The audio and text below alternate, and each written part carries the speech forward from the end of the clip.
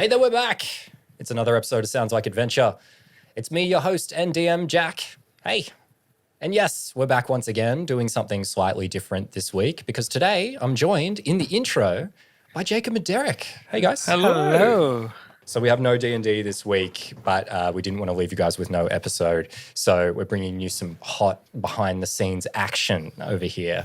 So we went out to you guys in the audience to get your questions on what you guys want to know about the show and came in with some serious bangers. So we're going to dive into some of these questions. I don't think we're going to be able to get through all of them today, but we'll do our best, and we might have to come back with another one of these episodes.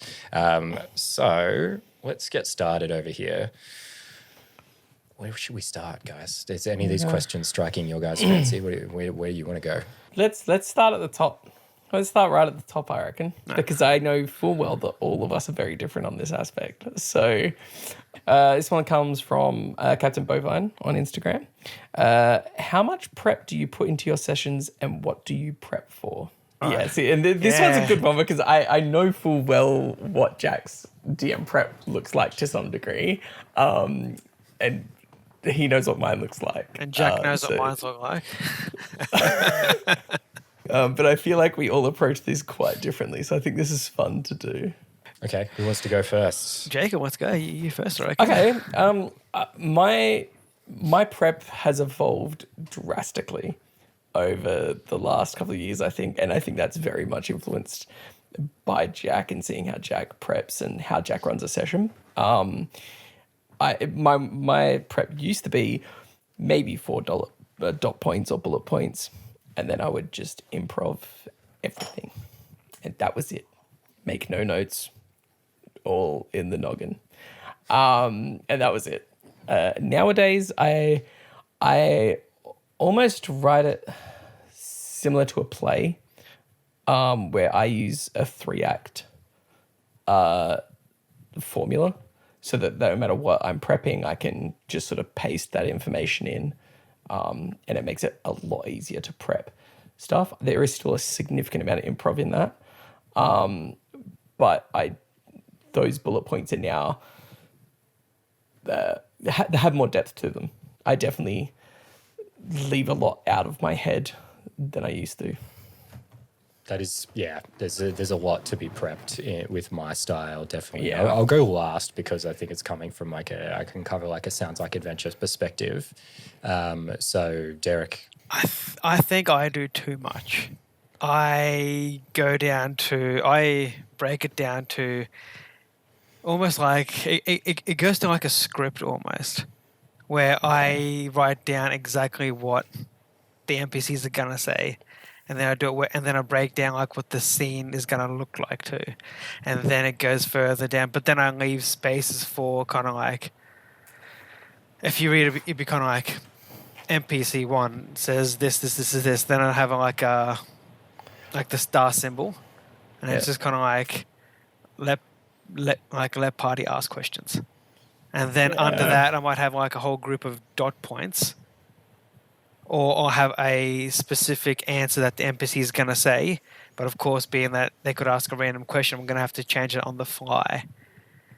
So I think I put way too much thought into it. And being that I'm trying to gear up to DM for the show, I really want to find a way to just like bring myself back to have it more player-driven instead of me-driven. I definitely so it's funny because when I first sort of shifted that focus was probably the Grand Library of Grish was where I really did a lot to evolve how I DM'd and especially because for the people at home, it's very different to DM for the show as it is for a home group. And you've got to think of a lot more things. You've got to think of pacing. You've got to there's so much more to that goes into it. And Grish was the first time I really changed it, and it was like what you just said, Derek. There was massive blocks of text of just me talking for 20 minutes, and I was like, that doesn't work. Yep. And so when we actually got to playing Grish, and you guys didn't even enter a room in the first session, and and I was like, well, there's the first third of my notes gone, and that was where and it was from that I definitely learned to go, okay, hold up, let's pull back, and I found that sort of happy medium between my bullet points and my absolute obsession of writing every possible thing. Finding that middle ground was invaluable. The possible outcomes are always, it's a slippery slope. You'll find yourself sliding down with the possible outcomes. I've been there myself. I definitely do it on certain things.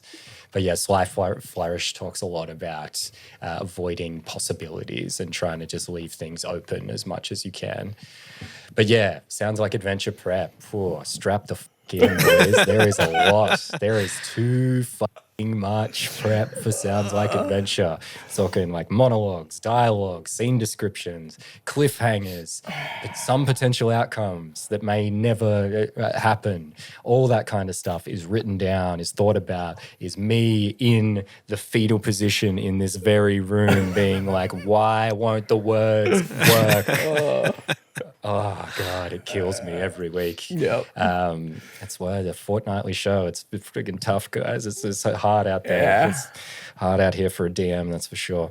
But we'll say one thing. I won't go into much detail because I don't want to spoil the magic here, that's for sure. So I'm not going to describe what the prep actually looks like. I'm not going to describe my notes or anything like that. But a key thing for prepping actual play, how are you going to move the players forward? Yes. That is the key thing. You have to be able to be like, I'm going to say something that doesn't connect to anything anyone else said right now. Like suddenly you hear the sound of a large engine. You have to have that stuff ready to go. Yep. You have to be prepared.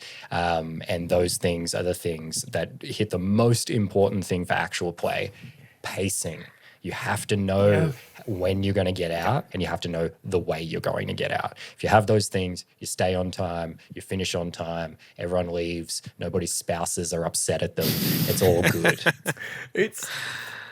And I definitely learned that. Like with Haggerty Ann, the first like DMing that I did, I didn't have that. I had a set railroad track story that I wanted to go down. And however long it took you guys to get down that, it took you guys to get down that. And I think we did a 3.5 hour stream. I think so. And it was way too long. And there was so much dragging in between. And I definitely learned that lesson for Grish.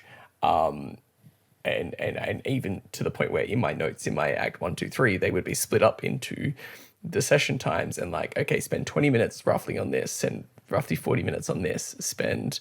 And then I was just sort of keeping a rough track of that as we went through. But yeah, developing what I'm working on a new campaign for the show, and I am approaching it a completely different way. Shock announcement, new campaign coming from Jacob.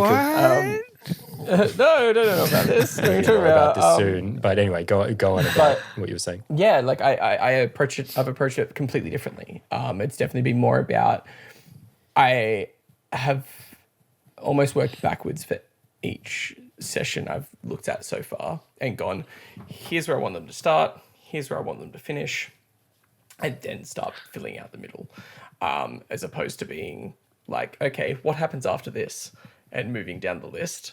I've then gone, okay, here's the start of it, here's the finish of it, here's the loose pieces I want to get in between. The players are going to do dumb shit. Is sort of how I've approached it a lot more. So I think approaching it at start and end and just finding the gaps in between has been a much easier way to write it than writing it as like, this happens, then this happens, then this happens, then this happens. Like, yeah. Maybe I should do that. It's very handy because you've got to think about it in the way of episodes as opposed to thinking of it in like the whole campaign. And that's what changed that for me massively. Because in the in-person stuff, you can be like, oh, cool, yeah, this is going to be a 4-hour session.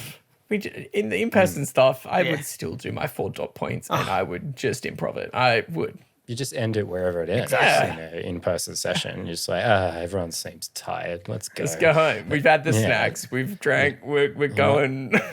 Yeah, you're not brutalizing your friends in your home game every single time with a cliffhanger, that's for sure, unless you and me. But I'm going to tell you, for the folks listening, here's a tip. Here's everything you need to prep to run a perfect one-shot. So you just need 6 scenes to prep a perfect one-shot, basically. So first you need an intro sequence where the players are on the way to do the thing that's going to happen in the one-shot. And in that intro sequence, you give everyone the chance to introduce their characters. Then next you have a social encounter. They meet an NPC who tells them what the problem is that the players are going to have to encounter. And they add an extra complication, which can be a side quest for the story. Then you have an exploration encounter. You give them an area they can explore, and you come up with 3 points of interest, and you put a thing in each of those points of interest, but you don't come up with any solution for that thing. It's like a problem, basically. Like, oh, there's some wolves in some cages here. I'm not going to figure out how those wolves are going to get out of those cages, but I'm just going to put them there, and then I'm going to let the players figure out what happens. So that kind of thing. One of those 3 points of interest should point to the side quest that you had before. And then the side quest should give an advantage of some kind for the final encounter, which is the 5th scene, which is, combat, skill challenge, tense conversation, something like that. Advantage from your side quest comes into play. And then right at the very end, you just have a conclusion where it's like some fun little scene. Everyone goes to a party at the end like that, and everyone gets a freeze frame. That's all you need to run a perfect one-shot. If you have all of that kind of stuff, it may take 2 sessions to do it, but you will get a one-shot out of that. So that's my tip for everyone out there. So let's talk some character questions, actually. Some sounds like adventure stuff over here. So a good one that came in from Captain Bovine that I forgot to put on the list, but I've just added in, is at the very bottom of the list. And Derek, can you read that one for me? The top 10 SLA cast catchphrases. This is another one from Captain Bovine on Instagram. Okay, guys, did we have any? I have some to get us started if we want to get started. Catchphrases. Oh, I'll get us started then. Gimbals, for me, I like how Gimbals quite often says like, well, you see, or like I said before he says something. see, Yeah. like I said. Yeah. I like that quite a lot. Trevor is the only character who actually has a catchphrase, which is Derek. Hammer time. Trademark MC Hammer. Not even. Yeah, and then I found myself heard of being that like, song. I don't know if we have 10 to make a list after that. I would. Mo had Princess. He would come in quite Yeah. often with. Mo had a few good nicknames. If we're going down the nickname road, then Torrens given out a few nicknames as well. Yes. Got Waves. Yeah, Potions. Potions. Was it Hot Pockets? Who else? For Pockets. Kess? Hot Pockets? Yeah, for Or Sticky Clio, Fingers? Hot Pockets. Hot Pockets. Sticky Fingers or something like that, yeah. Gibbles just calls her good. Thief Lady. Maybe it's like Gorka's like, would that be so Ring wrong? Would that be so wrong? Would that be so wrong? I mean, Sabine with a mop. Same with Anything Yeah. mop related. Well, it's probably, Savine is probably just like, oh, hell. Like, Yeah. that's probably his Yep. catchphrase. That's for sure. Yeah, for sure. Monica, what's Monica's catchphrase? Like, I think I just it's not You necessarily a catchphrase, but I stupid. used the code, the cue phrase, literally, to get literally. into her accent every time. And it's you got to over pronounce isn't- everything. she It's did a lot of the- literally, Yeah. and over enunciate. She did the you stupid idiots. You stupid idiot. Yeah, that was good. That was very memorable. That was a I comeback. think. That was a callback line as well, because she did. That's one of the very first things she Yeah, says to that Ataya was very- in an episode. I feel like Ataya has a few as well. I'm trying to think. Yeah. Like, Ataya did a lot of the kind of like, in brackets. well, that, but also had a lot of the kind of really like that, Yeah. like, And I can't think of any other specific catchphrases. I don't think we're even at 10 yet. Flint and Daddy. No.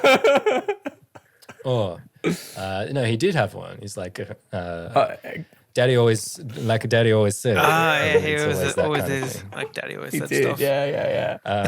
Let's go to this one. Is there a particular piece of media you find relevant to your story or your character? This one comes in from, I never heard of this person, Kess on Instagram. Nah. Don't know who they are. No clue. Thanks for listening to the Thanks, show. fan. At least, Yeah, thank We you. appreciate at least you. half of it anyway. Always good to hear from a fan. I can take. Okay. There's 3 pieces of media that I used to create gimbals, which was Draco Malfoy being a prestigious little like head boy at his school and being a little pompous ass. It was a song called Serial Killer Vibes by Cloud Killer, I think it's by. And it's just creepy and puts an off-putting tone into things. And then the third one was Heimerdinger from Arcane. Those 3 things are what I used to create gimbals, for sure. Comes through strong, Yeah. definitely. Especially the middle one. Yeah, that's what I was. It just gave me the vibe of being like, nah, I want this just a creepy little dude who doesn't have like his morals are a little skewed, as is all. So Derek. Torrent is definitely like Star Wars and Marvel. They're the 2 main ones I are inspired for him, and of course, and like Trevor's just straight up wrestling. WWE. So there's 3 musicians that are like deeply important to Ethel Grove lore in particular. So first one, Johnny Cash, massive one. Next one is Paul Kelly, and then the next one is Lou Reed. They're all extremely important. Lots of little Easter eggs and nuggets hidden away within the story of Sounds Like Adventure with those guys. And then let's go to another one from Kess here. Is there a specific moment, scene, or episode from the show that is your favorite? Great question, fan. Let's have a look.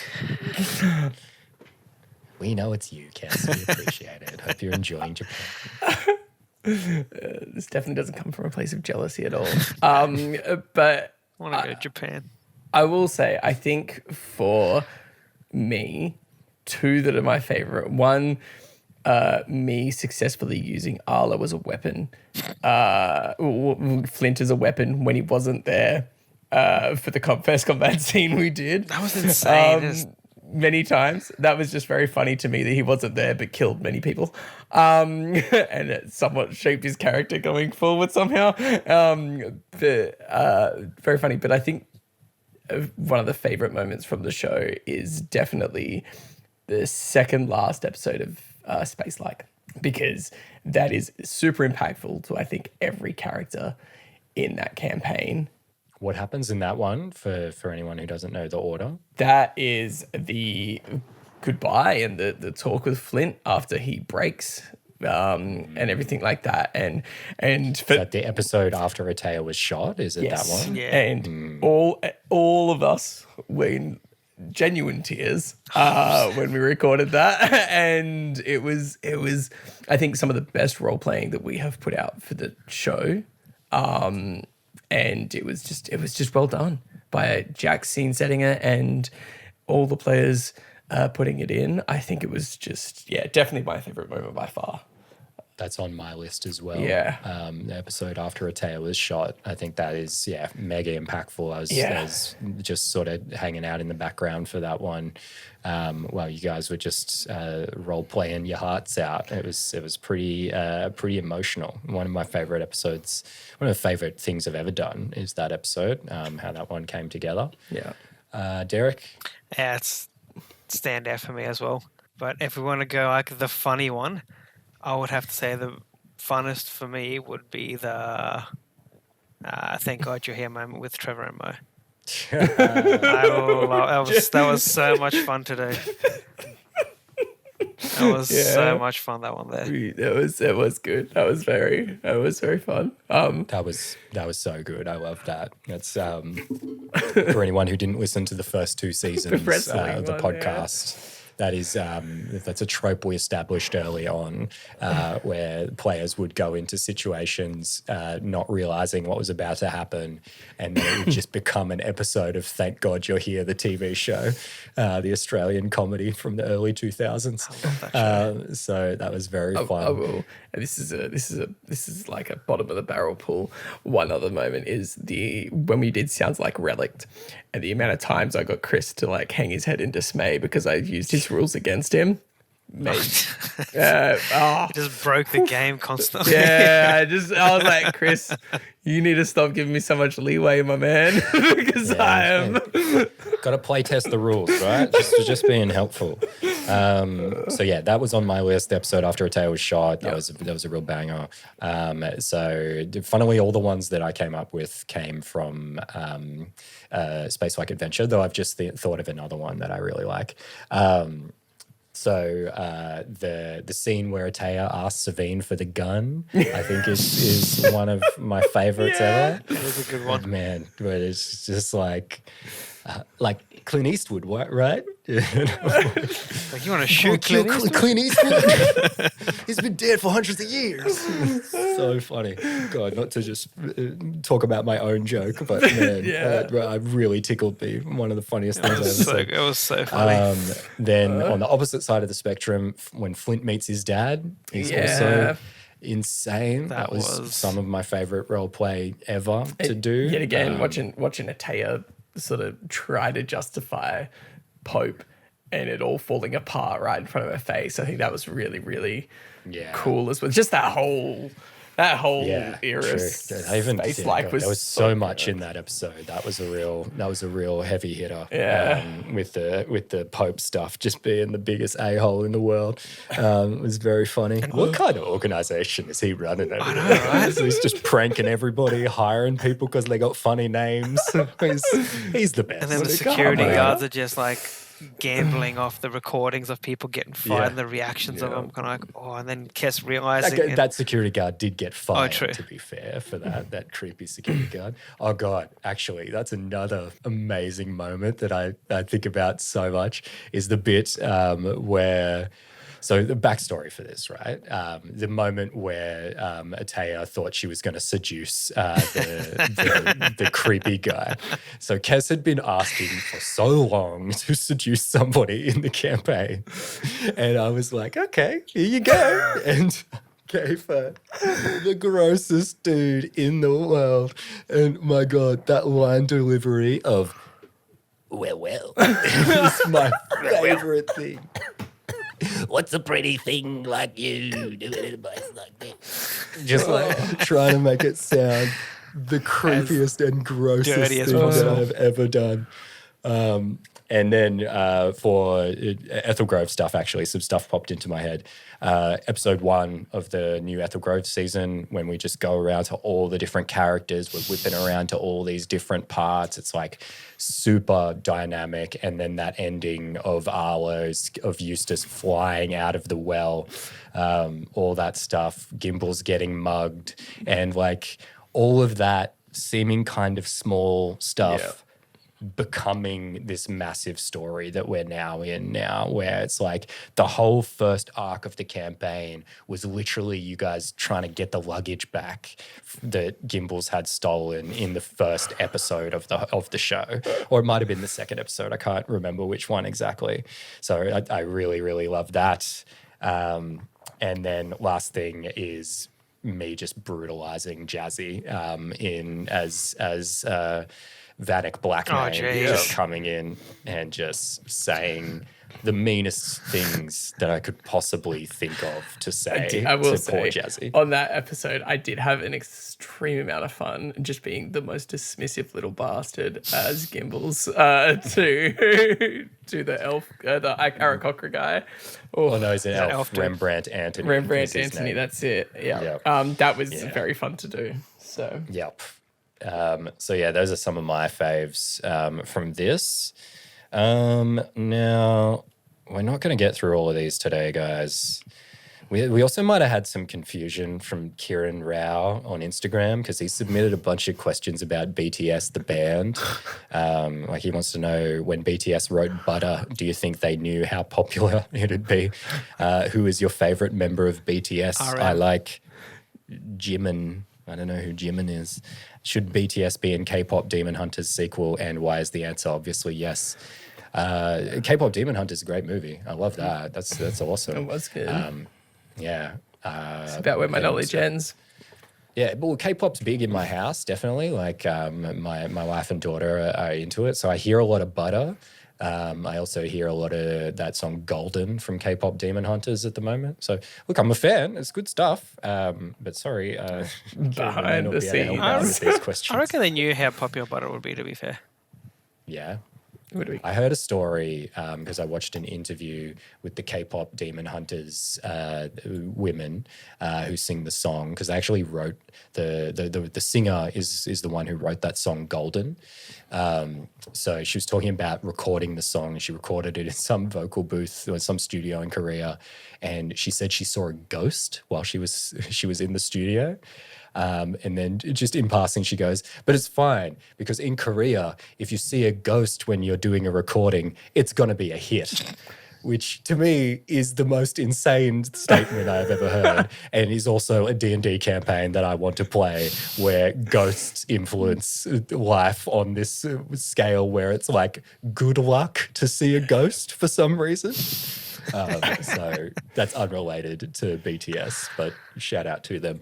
But let's do one final question here, and it's the one that you touched on earlier, Derek. True. Why don't you read out this one for us from X-Ray?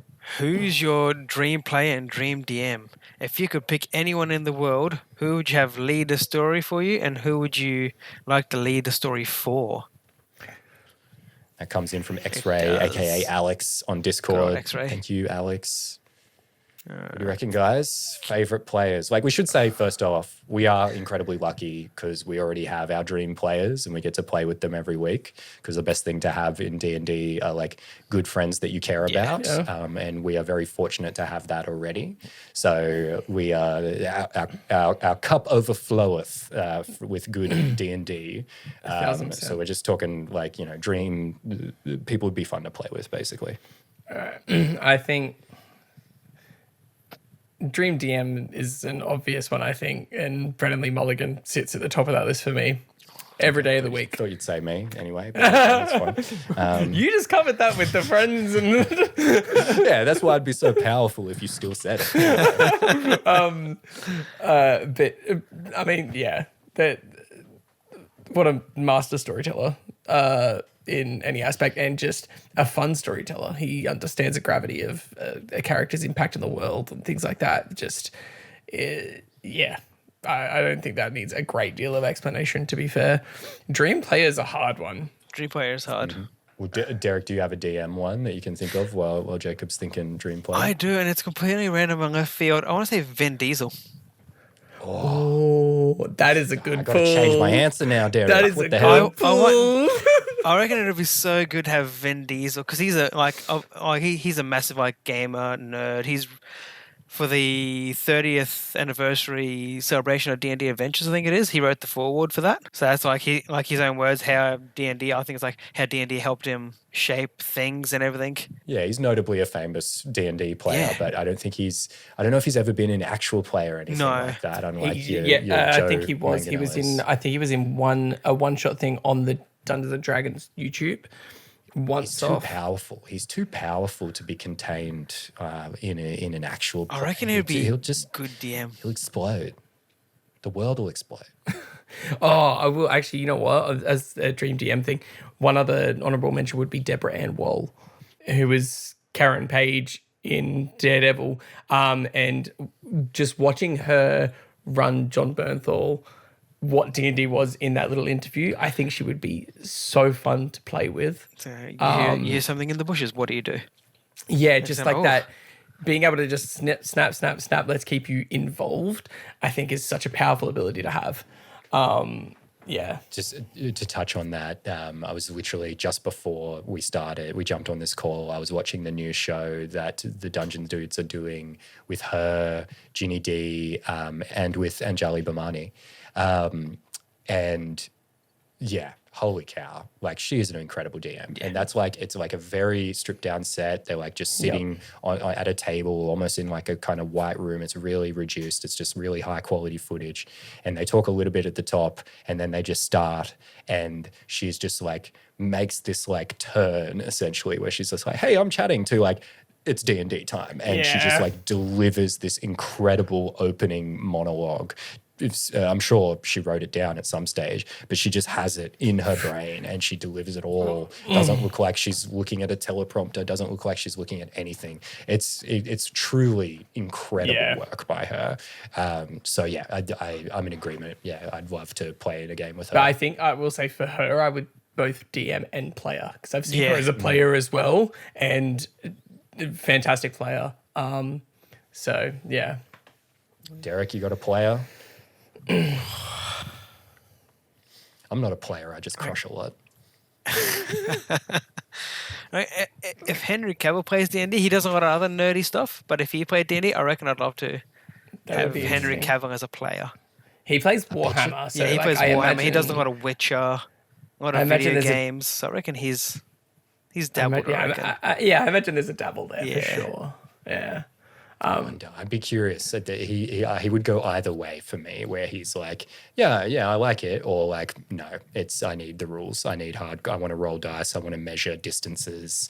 I want to play war Yeah, games. because of the thing. Warhammer background. Yeah, I yeah, could see like that. that. Like he's And got just, his little like- ruler out, and Yeah, and just how he is as well in how he's been reported behind the scenes of being like just very Meticulous uncompromising and like meticulous about his details. Yeah. I can see that being the kind of personality type that would really resonate with getting out the little rulers and arguing over inches and things like that. I feel like he might be that kind of guy.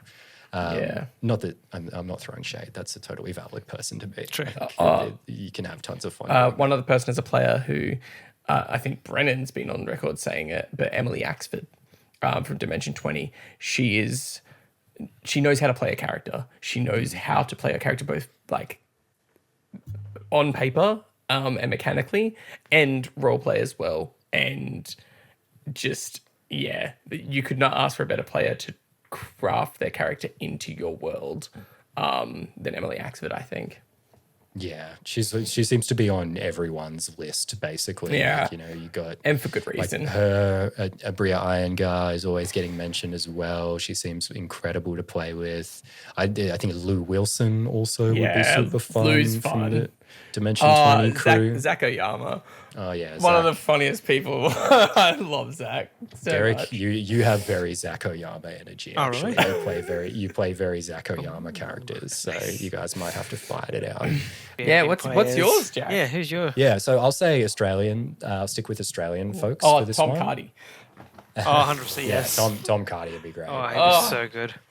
I'd just be too jealous if Tom Cardy would be the problem. That's Like, fair. why are you so talented? This is unfair. You can Save some for the You rest can of us. sing. You're funny. You can play music. I'm like, Playing those sweet funk licks all the time. God damn. But yeah, I'll say Australian answers Yeah. because I feel like we've covered the US pretty well. So I think Dream DM for me, for Australians, I'd really like to play in a game DM by Adam Carnivale from D&D's for Nerds. He's been around for ages. Those guys have been around for so long. And I was lucky enough to play with him when I played with Let's Roll for Dragons ages ago when I was Bor Arneson. And then I was lucky enough to play with Jackson on the Split the Party charity stream. We did the thing where we DM'd one word at a time. Oh, yep. hectic. And both of the times it was just like, oh, you guys are so funny. This is so good. Yeah. You guys get it. Like, you guys do bits. It's just bits. Let's just do bits. So yeah, and Adam is like genuinely an awesome DM as well. Like, he homebrews rules and classes and stuff like that for Yeah. their game. So he's really cool. And I think that show is just like super underrated. They've been around for such a long time, and like they're legit. Like they have studios, they have a big audience. Like I'd love to play with them. I think that'd be so fun. And then for players, I could go a little bit outside the box here. I want to play with Good Games Morley. I think that'd be so that'd be fun. freaking fun to play with Good Games Morley in D&D. Chaotic time. Yeah. Because I just think those guys are so funny, and I just love their stuff so much. I have like an encyclopedic knowledge of all of their bits. So I would just make the funnest campaign, which is just all references to their gags and stuff like that. And I just enjoy hanging out with them for that extended period of time. So those are my ones. Adam from D&D is for Nerds and Good Games Morley. They're my dream DM and dream player. But hey, thanks for joining me today, guys.